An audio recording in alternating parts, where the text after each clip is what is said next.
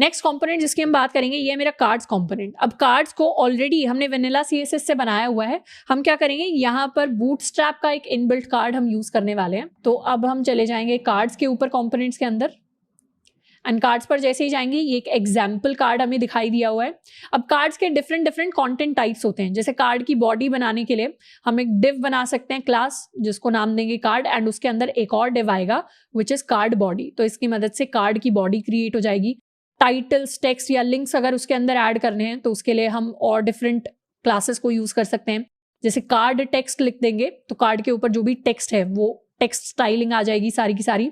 अगर कार्ड के ऊपर कोई मुझे लिंक डिस्प्ले कराना है तो उसके लिए क्लास दे सकते हैं कार्ड लिंक, किसी भी एंकर टैग को।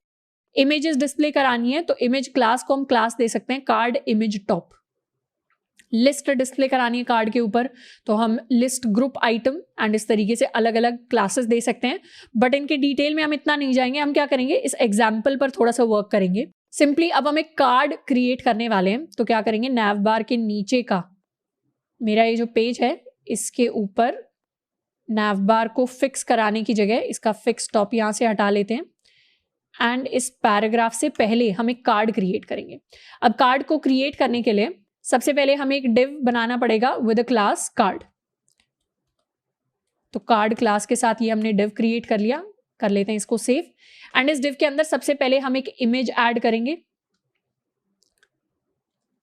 तो एक इमेज ले लेते हैं। सोर्स ऑलरेडी हमने एक इमेज ली हुई है photo.jpg। आप चाहें तो कोई भी इमेज ले सकते हैं।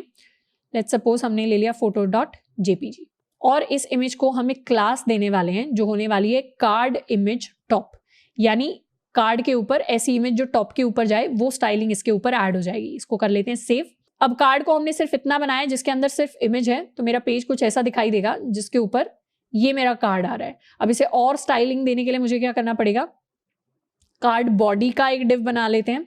तो यहाँ पर एक डिव बनाएंगे कार्ड बॉडी के नाम से, एंड इसके अंदर कंपोनेंट्स ऐड करेंगे। सबसे पहले एक हेडिंग H5 ऐड कर लेते हैं, पैराग्राफ ऐड कर लेते हैं, और एक एंकर टैग जिसको बटन की तरह हम दिखा रहे हैं उसे ऐड कर लेते हैं। Save and now refresh.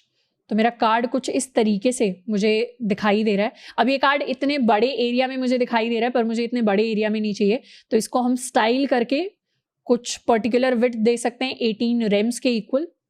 तो यहाँ पर स्टाइल ऐड कर दिया, सेव रिफ्रेश। तो एक छोटा कार्ड मेरे पास डिस्प्ले होकर आ गया। ये मेरा इमेज वाला पार्ट है, ये मेरी H5 हेडिंग है। यहाँ से मेरे कार्ड के अंदर जो डिस्प्ले हुआ है वो कुछ यहाँ पर है, एंड ये मेरा बटन है। हम चाहें तो इस कार्ड को थोड़ी सी मीनिंगफुल इंफॉर्मेशन भी ऐड कर सकते हैं। जैसे कार्ड टाइटल की जगह I can just right photography, save. It is an art to capture important things। तो इस तरीके का कुछ टेक्स्ट आ जाएगा।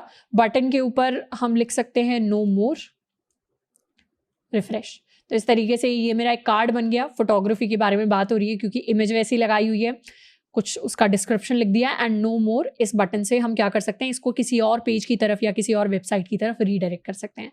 तो इस तरीके से सुंदर से दिखने वाले कार्ड को हम क्रिएट कर सकते हैं। यहाँ पर कई ऐसी स्टाइलिंग प्रॉपर्टीज है जिनको हमें खुद से नहीं ऐड करना पड़ा। जैसे पैडिंग हमें नहीं ऐड करनी पड़ी, मार्जिन नहीं ऐड करनी पड़ी, बैकग्राउंड कलर नहीं सेट करना पड़ा। तो बहुत सारी चीजें हैं जो बूटस्ट्रैप ने हमारे लिए आसान कर दी। तो इस तरीके से अगर हमें कार्ड्स बनाने हैं किसी वेबसाइट के ऊपर तो उनको भी हम बूटस्ट्रैप की हेल्प से क्रिएट कर सकते हैं।